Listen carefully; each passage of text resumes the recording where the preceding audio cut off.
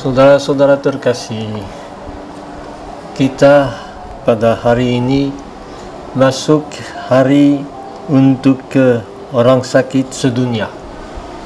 Suatu perayaan yang diciptakan dulu oleh Sri Paus Yohanes Paulus II pada tahun 1992 dan sekarang menjadi rutin.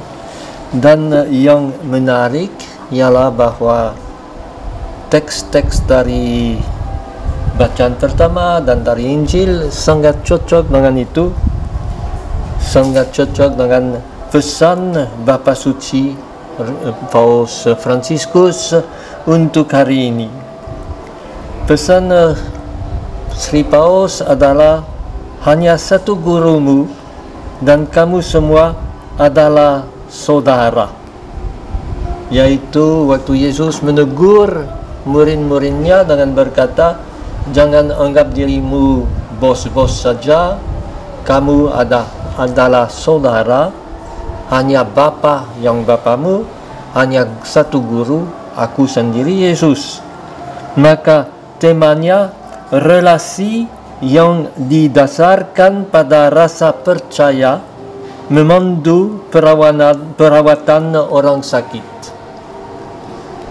mendekati orang sakit sebagai saudara.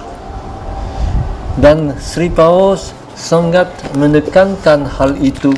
Dia berkata di antara hal-hal yang sangat parah dalam menjadi penyakit, yaitu menyadari bahwa kita adalah orang yang punya kelemahan, yang kerentanan kita, menyadari bahwa kita harus menyerahkan diri kepada Tuhan. Tetapi lebih lagi, banyak orang yang sakit merasa ditinggalkan, tidak diperhatikan.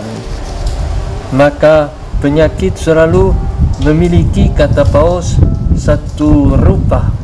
Memiliki rupa. Semua orang yang sakit dikucilkan, menjadi korban ketidakadilan sosial, yang merasa ditinggalkan. Dan hal itu sudah ditekankan oleh Sri Paus dalam suratnya Fratelli Tutti, kita semua saudara. Dia menekankan kedekatan kepada orang sakit melalui antara lain sakramen keminyakan orang sakit, yang bukan sakramen untuk mendekati kematian, tetapi justru untuk percaya bahwa ada hari depan, bisa sembuh. Itu sudah suatu tanda bahwa orang sakit dihargai. Ada sakramen khusus untuk mereka, dan bukan untuk berkata udahlah, tetapi justru untuk berkata ada harapan. Dan dengan demikian Sri Paus berkata bahwa terapi, yaitu mengobati orang sakit, hanya bisa ada hasil kalau ada aspek relasional, yaitu hubungan dengan mereka sebagai saudara. Aspek yang memampukan pendekatan yang begitu manusiawi kepada pasien, bukan hanya ilmu.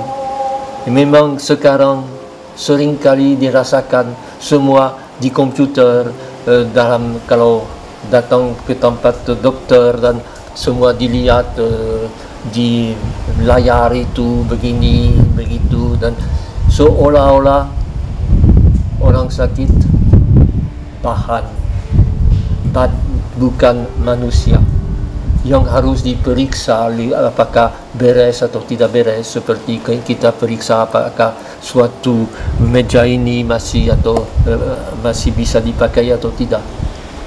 Harus melawan hal itu, bukan melawan majunya ilmiah, tetapi majunya sikap hanya pada komputer, pada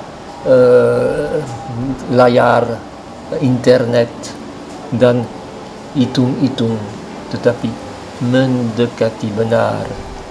Saya ingat, nggak tahu sekarang, tetapi zaman dulu di kampung saya ada 3 orang yang sangat dihargai karena sifat mendekati sesama, yaitu pastor paroki, guru sekolah SD, dan dokter yang bukan spesialis tetapi yang justru datang ke rumah untuk mendekati orang sakit dan yang mengenal semuanya satu persatu, tahu sejarahnya. Dalam zaman sekarang, baik guru, seringkali pastor juga, apalagi dokter, orang yang hanya ada surat-surat, dokumen-dokumen, tetapi unggahan pribadi harus diciptakan lagi. Dan inilah inti dari Sri Paus yang justru seorang yang suka mendekati. Kita lihat Sri Paus yang mendekati orang sakit di Afrika.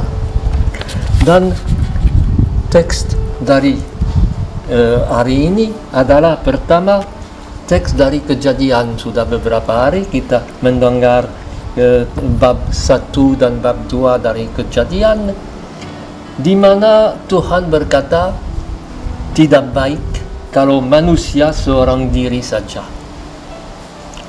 Ini yang inti dari agama kita.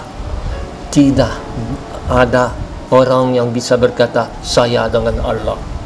Kita tidak bisa menganggap diri orang yang terpisah dari orang lain. Celakalah kalau tidak ada yang mendampingi. Dan mendampingi, Allah berkata, aku akan menjadikan penolong baginya. Ini terjemahan dalam bahasa Indonesia. Kalau kita ambil bahasa asli, saya akan menjadikan seorang yang melawan dia. Dalam arti memaksa manusia untuk keluar dari egoismenya, dari isolasinya, kesendirian, dan tahu bahwa ada yang lain. Saya tinggal beberapa tahun di Kalimantan Selatan, dan dalam bahasa Banjar, juga dalam bahasa Dayak di mana saya sedang kerja waktu itu, bersama adalah melawan. Saya pergi lawan si A ke tempat itu, berarti saya pergi bersama, dan saya sangat menghargai hal itu. Kita selalu sebut sesama kita. Orang lain bukan sesamaku. Mereka beda-beda. Mereka justru memaksa aku tidak mau semua orang sama dengan aku, tetapi membuat aku keluar dari aku dan bisa menjadi sesama mereka. Dan dalam teks ini memang disebut bahwa binatang tidak bisa menjadi sesama manusia, atau pelindung, atau bukan pelindung, pendamping manusia. Bisa digunakan, apalagi manusia memberi nama kepada binatang berarti menguasainya. Dan dikatakan bahwa Allah membuat manusia tidur. Dan ini teksnya saya ambil dari buku yang diterbitkan oleh Comissio Biblica Pontifical, yaitu Komissio Alkitab dari Kepausan, siapa manusia, di mana dipelajari tentang soal wanita. Tidak dikatakan bahwa wanita diciptakan dari tulang manusia. Istilah kata yang dipakai waktu itu adalah kata yang berkata di sisi manusia. tidak ada dalam teks asli kata yang berkata diambil bagian dari tubuhnya dan diolah-olah supaya menjadi wanita. Manusia dibuat tenang, tidur, dan di sampingnya timbullah wanita. Di sampingnya, dan memang manusia akan berkata, ini tulang dari tulangku, daging dari dagingku. Cara biasa untuk berkata ini orang yang dari jenis saya, orang sahabat saya. Kalau saya berkata itu, kita tubuh, sedarah, sedaging, bukan berkata bahwa orang itu ditarik dari tubuhku, tetapi suatu gambaran. Dan sama juga manusia ish, wanita, atau laki-laki ish, wanita isha. Sama tetapi berbeda, bukan sesama, tetapi yang akan memungkinkan saya tidak mengkurungkan diri, menutup diri pada aku sendiri. Dan hal itu sangat penting kita renungkan, karena justru waktu itu laki-laki akan meninggalkan orang tuanya untuk ikut wanita.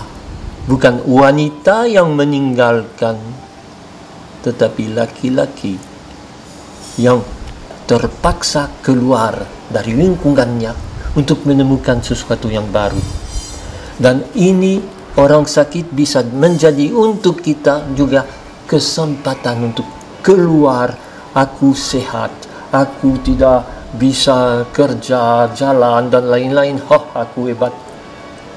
Mendekati orang-orang sakit yang lumpuh, yang demam, yang tidak bisa bergerak apapun, saya menyadari aku harus memperhatikannya.